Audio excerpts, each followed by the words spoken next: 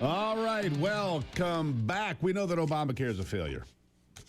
It doesn't work. It never was supposed to work. It was designed to fail, and fail it has. Costing people more and more money for less and less in return. It's been a disaster.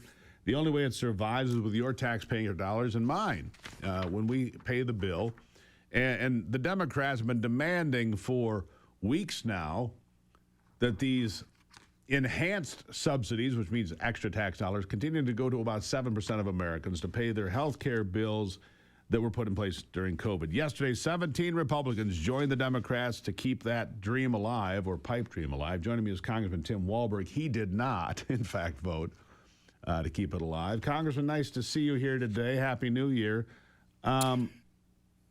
Likewise. Disappointing, I would say, but you think that this has no chance of survival in the Senate. That's what we talked about in the break. Your thoughts on this? Yeah, certainly not in its present form does it have any chance of survival. I hope that John Thune doesn't even take it up. You know, he has the same challenges as Mike Johnson over here when you have some Republicans that sit in actual Democrat districts, and we'd rather have Republicans. But I mean, the people need to understand that this is crazy. That's a $400 billion giveaway, not to those premium payers, but a $400 billion premium giveaway to big insurance companies. And these insurance companies, since the Unaffordable Care Act went into effect back in 2010, when they were making $245 billion, now they are making $1.4 trillion in premiums.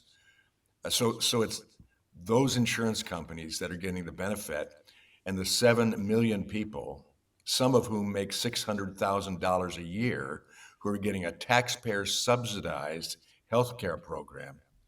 The 340 million people that are still out there who are on their employer's health care plan, on their own health care plan, also now have to kick in $400 billion if this insane bill would pass, which is a total lie to the constituencies. And the Democrats are making it appear like the Republicans are taking away health care coverage. No, it's just that additional supplemental. The marketplace is still there. The exchange is still there for those 7 million people. And most of them won't get all that great of an increase, even if those subsidies weren't put on, which were COVID era. Now, remember, the Democrats... So just for clarification, just so I'm clear on this part, of those 7 million people, half didn't use a nickel of their money in 2025, my understanding. Absolutely. But the insurance company still gets 100% of the money. They get 100% of the money, and in fact... some of those people aren't even people. They are Social Security numbers that are being used by fraudsters. And if we would have put a simple amendment in, I mean, if we could have gotten it from the Democrats, that everyone that receives that had to at least pay $10 per month for that insurance coverage, we'd have found how many number one, don't even know they have that supplemental, or two, aren't even alive. The type of fraud that's there. This is what's going on, folks. And it's based upon the fact that the Democrats think that people are so stupid that they can get away with pushing this thing so they can get their base, their radical base, to continue supporting them. And yet, this Unaffordable Care Act has been a failure since its beginning. Yes, it has. We're talking about an 80% increase in cost of health care coverage. Well, my coverage too.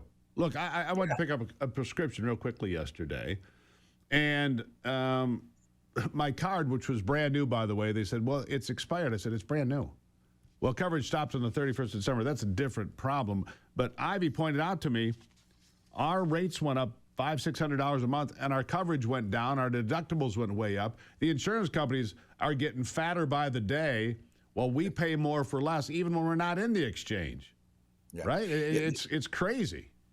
Steve, you point out a good point there. Most people, they hear this discussion about health care, how people hate their health care. No, they don't hate their health care. They hate their means by which they pay for their health care. They can get good health care, but they can't afford it. They've got a paper in hand with the Unaffordable Care Act, but they Yeah. can't, as the lie was given, they can't keep their doctor, they can't keep their hospital, they can't keep their network necessarily. Right. They All can't keep true. their insurance policy. So all of that is the failure. It's not the healthcare system itself, but it's the means by which we pay for it. So the Two great Republicans, ideas. In my opinion, two great ideas were put forth by Donald Trump and this administration already. Health savings accounts for all Americans. Stop paying the insurance companies directly. Stop doing that. And these health associations. And the example put out was use Costco. 44 million people could go negotiate with United Health or Blue Cross or whoever your provider is and get far better deals. These are good ideas. Stop enriching the insurance companies.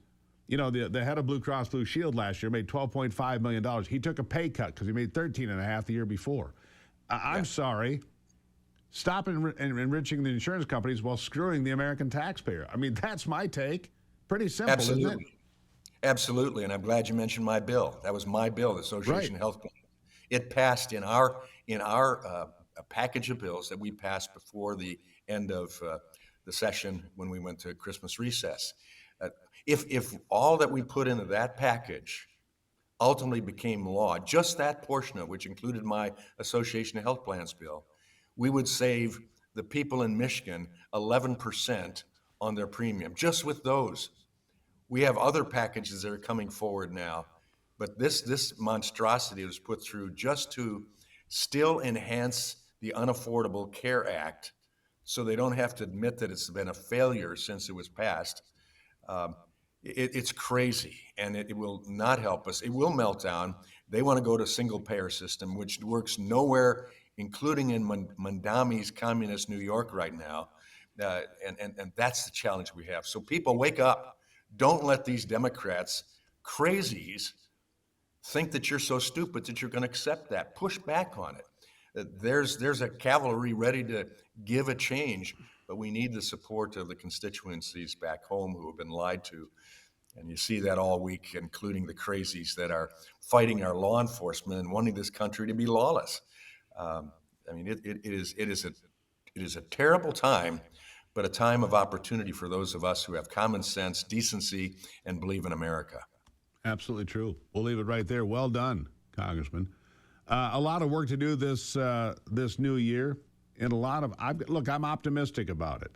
We start with a 5.4% GDP increase, an inflation that's below 3%, an economy that looks like it's getting going, and by the time we get to Election Day, could be going great guns. I appreciate it, Congressman. Happy New Year. Thank you. To you as well. Let's keep fighting. Keep fighting every single day is what we do here. Thank you, Congressman Tim Walberg, with us from Michigan 5. Michigan 5. I'll take a break. When we come back, I got Michael Toth here, the Director of Research at the Civitas Institute. America needs a transcontinental railroad, he says. Really? Don't we already have that? We'll ask him what he means after the break.